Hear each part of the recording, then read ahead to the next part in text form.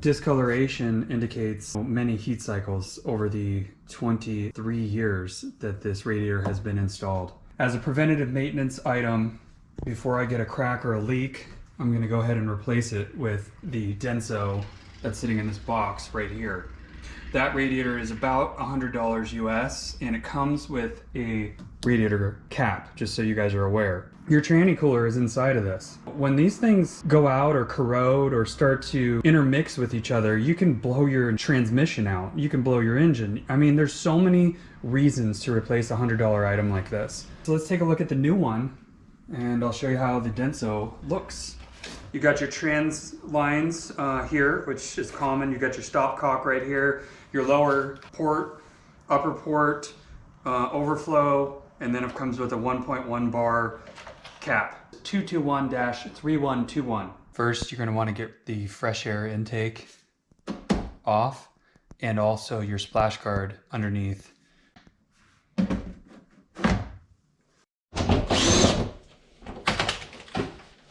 Make sure that you have like 2 gallons. I have 2 here. And 1 gallon of Toyota Long Life Antifreeze. And this is optional, but I like to use Water Wetter. Doubles the wetting ability of water, improves heat transfer, reduces cylinder head temperature, reduces rust, corrosion, and electrolysis, cleans and lubricates water pump seals, and it can be used with all antifreeze and coolants. Next, you're going to want to drain all the coolant out of here by turning that stopcock right there, and obviously having a container underneath.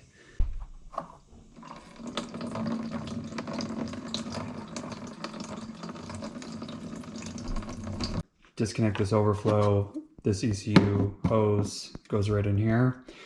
And because we're going to pull the electric fans out, and we got to make sure that we're not going to rip any wires or anything else. There's just a few places here. You're going to need to undo this wire harness right here. And then when you get underneath, you're going to have to unplug some of this stuff. And of course, you got your trans lines. I'm going to have to, disconnect it at the radiator and stuff. You can take the fans out the top of the car as long as you have everything cleared out.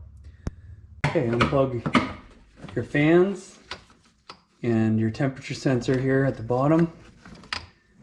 And aside from that, along the bottom, it's just going to be your transmission lines. And be ready because they're going to want to leak.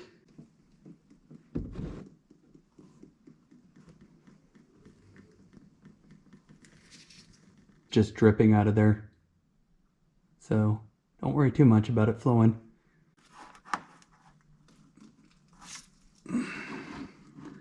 Just a little. And here's the other trans cooler line. Let's see how that looks.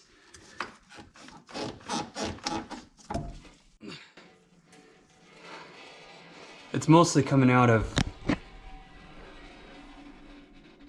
the line right there, but keep track of how much comes out and then make sure you have some on hand to add to it. Put this in the up position and it shouldn't really come out of there. Alright, I think everything is detached. Okay, intake box is out. It appears that this is going to be much easier with that thing out. I should have took it out to begin with. And there she is, 23 years old.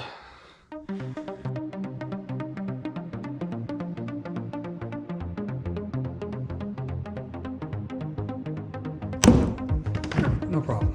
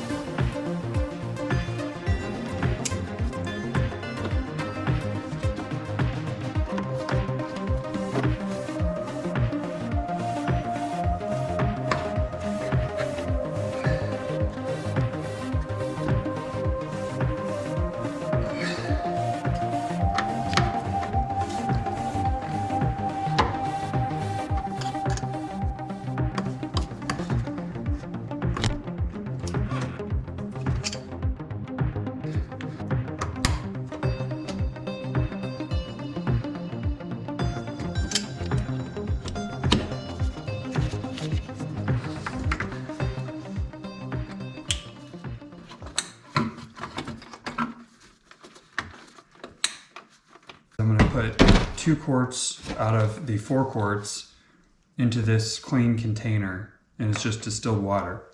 And then I'm going to mix up my mixture inside of this container.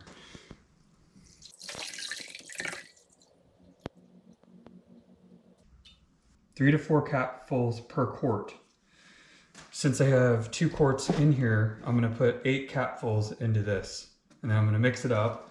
Then I'm going to take the Toyota Coolant concentrate and I'm going to go all the way up with it, and then I'm going to shake it up. So that will be our first gallon of coolant mixture that's going to go in. Now remember, half your coolant is inside the engine. So if you want to do a true flush, you're going to have to drain the block, and there's different ways to do that. I'm not going to drain the block. Now what I'm going to do is I'm just going to get all of the radiator fluid changed out. I don't need to flush the radiator because I'm replacing it. So I'm not going to flush it either. All right, time to mix this up.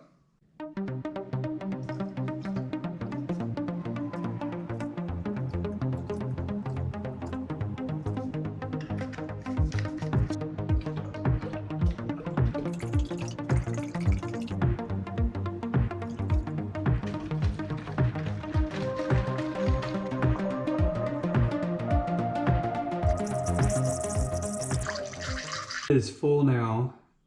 What I like to do at this point is to squeeze the lower and upper radiator hoses. That tends to get some big bubbles out of the system.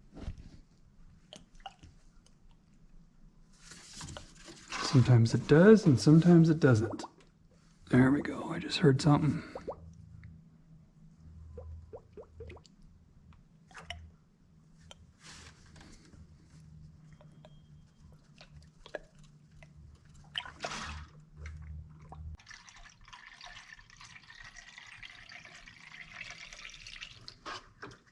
Okay, that's full. Before we get everything buttoned up, I'm going to do one last check and make sure that all my connections are in place and there's no obvious leaks. Then I'm going to put my intake back on. The final thing I need to do is add a little bit of transmission fluid because we did lose a little when we disconnected those lines. It's a few ounces, so I'm going to put some in through the dipstick port, and after that we're going to fire up the vehicle. I couldn't find any enabled video skills that can do that. Once you've added the correct amount of ATF into the dipstick fill area, you can go ahead and fire up the vehicle with the radiator cap off. Move the heater to the full on position and keep an eye on your coolant levels. If you're satisfied after warming up the vehicle with your coolant level, you can go ahead and put the radiator cap on and drive the vehicle and keep a very close eye on that temperature gauge. If you see it start to climb, pull the vehicle over and turn it off, or head for home immediately if you think you can make it.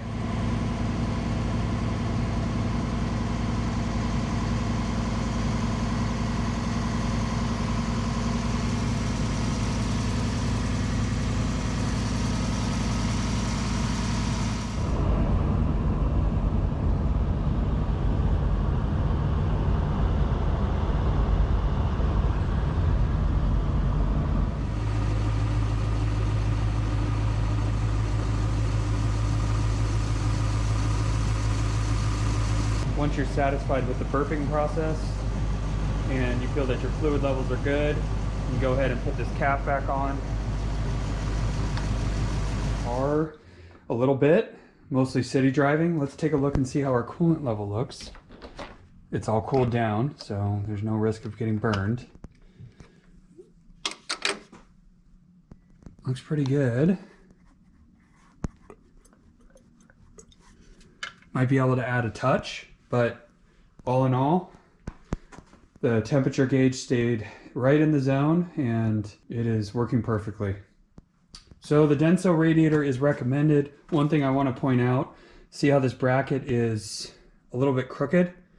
It seemed like the way the radiator is sitting in the perches on the bottom of the cross member, it's causing these to have to be crooked to secure them. So you'll notice that this one also is like that. In fact, this also is over because you can see that it's not fully flush. See that? Just a little bit of space. So my Denso radiator that I received is fine. These are just a tad crooked, but everything is very secure. It's not going anywhere.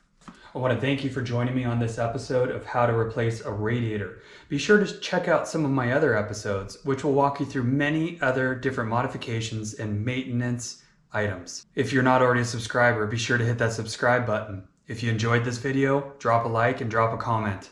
I appreciate your support, and we'll see you on the next episode.